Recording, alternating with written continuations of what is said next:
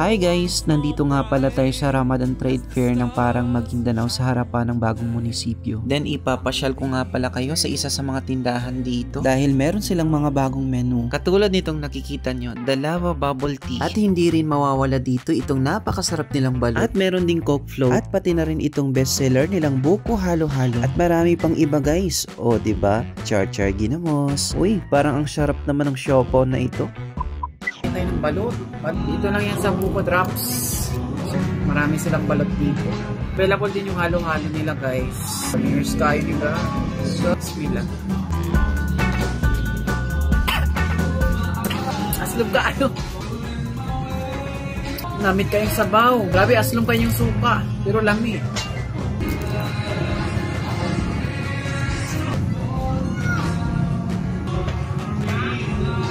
Sarap, promise. Char-char ginamos. Shoutout nga pala dito sa auntie ko guys. Siya po pala ang magtitimpla nitong bagong produkto nila, The Lava Bubble Tea. At syempre lalagyan niya yan ng secret ingredients. Ayun no. At lalagyan pa niya ng napakalamig na yelo. At meron pang fresh milk. Super healthy pala to na milk tea guys. So ito nga pala yung tinatawag na lava. Kaya naging Lava Bubble dahil sa napakasarap na flavor na to. Ang flavor nga pala nito guys ay strawberry. Char-char ginamos. So ngayon guys, itatry natin itong Lava Bubble Tea dito sa Buko Drops. Pili ko nga palang flavor ay strawberry. Lava Bubble Tea strawberry flavor.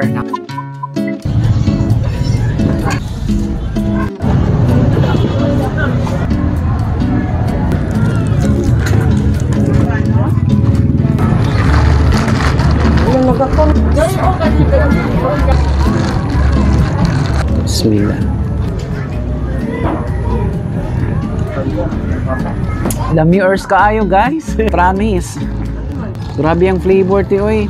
Unsa na nagatas imong gibutang? Fresh milk na social kayo. Yeah. Unsa gibutang te? Ay, sikreto pa. May sikreto. Sekretong malupit. Meron silang nilagay dito na fresh milk. Meron din siyang sekreto na ingredients na nilagay dito. Hindi sa akin sasabihin ng auntie ko guys. Every tindahan kasi meron mga secret na mga ingredients. Char-char ginamos. Lava Bubble Tea strawberry. At meron ding ibang strawberry katulad ng pinakita ko sa inyo kanina. Merong avocado, merong mango, matcha, vanilla, okay, choco. Yun yung ibang flavor nila guys. Grabe, napakalamig guys. Wala, sorry sa makakapanood nito bukas. Especially sa mga nagapuasa.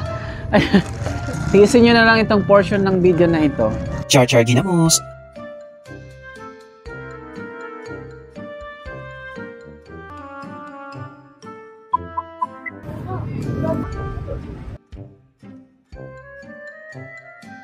Umikot-ikot nga pala ako sa ibang tindahan guys. At nakasalubong ko itong kakilala ko na si ate. Meron din nga pala siyang mga paninda tulad nitong tapioca, mango float at spaghetti. Wow, meron din nga palang grill dito or tuna-tuna, ihaw-ihaw. Char-char ginamos. Basta ang daming pagkain dito ngayon sa Ramadan Trade Fair guys.